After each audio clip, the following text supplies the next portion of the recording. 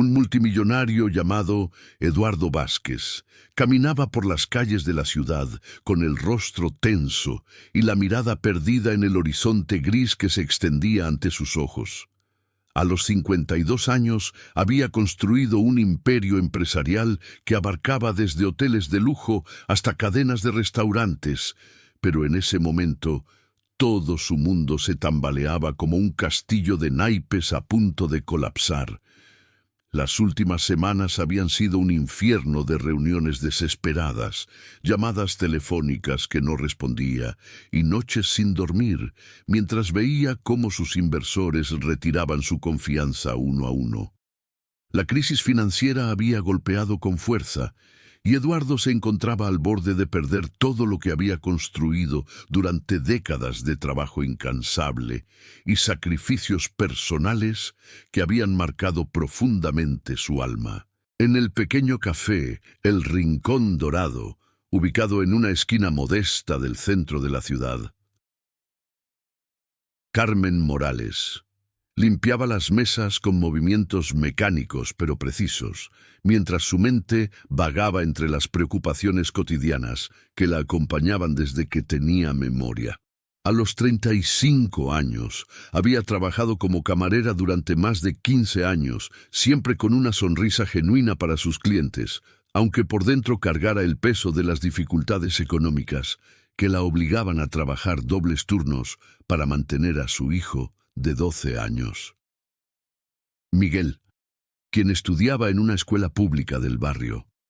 Carmen poseía una intuición especial, una capacidad casi mágica para leer las emociones de las personas que la rodeaban, y siempre había sentido que su propósito en la vida era más grande de lo que su trabajo aparentemente simple podía sugerir.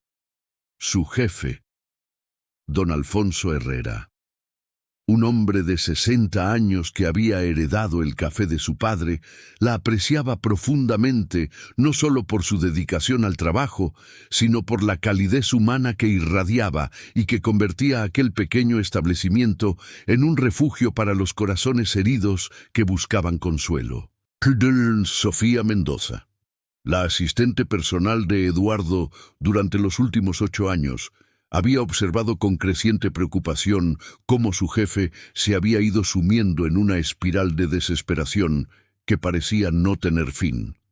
Sofía, una mujer de 40 años, eficiente y leal, había sido testigo de todos los éxitos y fracasos de Eduardo y había aprendido a leer sus estados de ánimo como si fuera un libro abierto. Sabía que detrás de la fachada del empresario exitoso se escondía un hombre profundamente solitario que había sacrificado las relaciones personales en el altar del éxito profesional y que ahora, en su momento más oscuro, no tenía a nadie en quien apoyarse verdaderamente. Roberto Silva,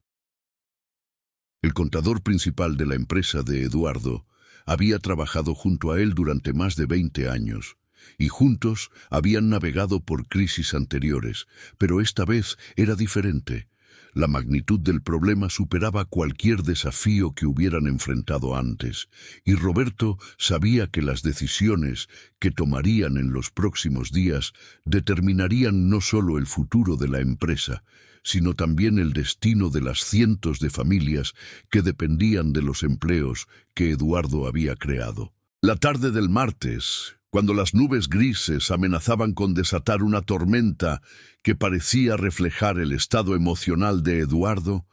él entró al café de Carmen sin saber exactamente por qué había elegido aquel lugar. Quizás fue el instinto,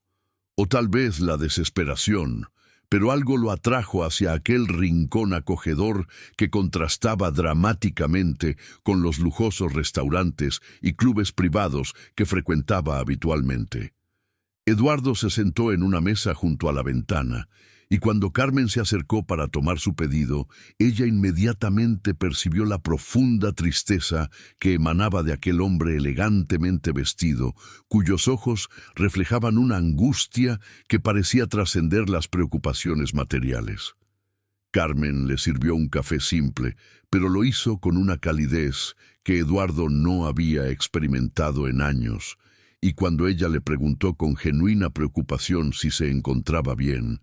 él se sintió desarmado por aquella muestra de humanidad auténtica en un mundo que se había vuelto frío y calculador. Durante las siguientes semanas, Eduardo comenzó a frecuentar el café de manera regular, encontrando en aquel espacio y en la presencia de Carmen un refugio temporal para su alma torturada.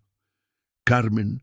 sin saber quién era realmente Eduardo, lo trataba con la misma gentileza que ofrecía a todos sus clientes, pero había algo especial en la forma en que él la escuchaba cuando ella le contaba pequeñas historias sobre su día, sobre las dificultades para educar a Miguel como madre soltera, sobre los sueños que había tenido que postergar para sobrevivir.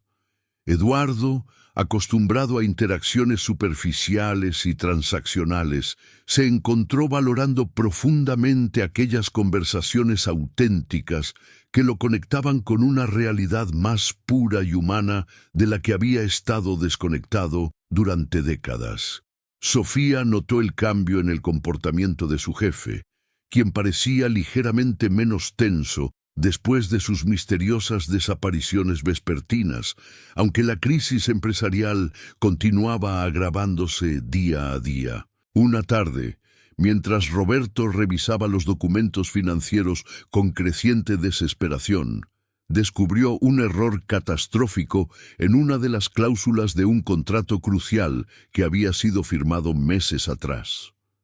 El error, aparentemente menor en su momento, había creado una laguna legal que permitía a los inversores principales retirar su financiación sin penalizaciones, lo que significaba la ruina inmediata e inevitable para el imperio de Eduardo. Roberto sabía que esta información destruiría completamente el poco optimismo que Eduardo había logrado mantener, y luchó internamente con la decisión de cómo y cuándo revelar esta terrible noticia que cambiaría todo para siempre.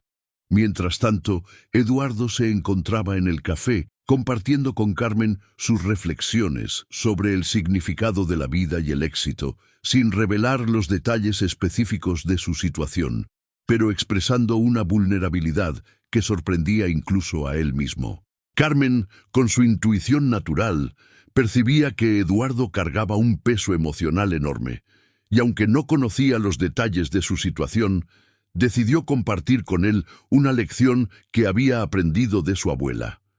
que a veces los problemas más grandes se resuelven prestando atención a los detalles más pequeños, que la vida tiene una forma misteriosa de ofrecer soluciones cuando menos las esperamos, y que la clave está en mantener el corazón abierto y la mente receptiva a las señales que el universo nos envía constantemente. Eduardo escuchó estas palabras con una mezcla de escepticismo y desesperación, pero algo en la sinceridad de Carmen tocó una fibra profunda en su interior, una parte de él que había permanecido dormida durante años, de enfoque exclusivo en los aspectos racionales y estratégicos de la vida empresarial. La revelación del error en el contrato llegó como un golpe devastador que amenazó con destruir los últimos vestigios de esperanza que Eduardo había logrado mantener.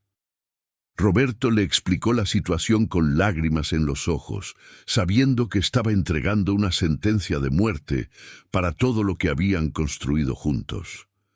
Eduardo sintió como si el suelo se abriera bajo sus pies y por primera vez en su vida adulta experimentó una sensación de completa impotencia que lo llenó de terror y desesperación.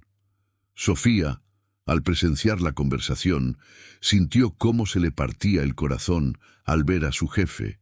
a quien había llegado a considerar no solo un empleador, sino también un mentor y amigo, hundirse en una oscuridad que parecía no tener salida posible. Esa noche, Eduardo no pudo dormir, y al amanecer se dirigió al café de Carmen con la necesidad desesperada de encontrar algún tipo de consuelo antes de tomar las decisiones finales que sellarían su destino.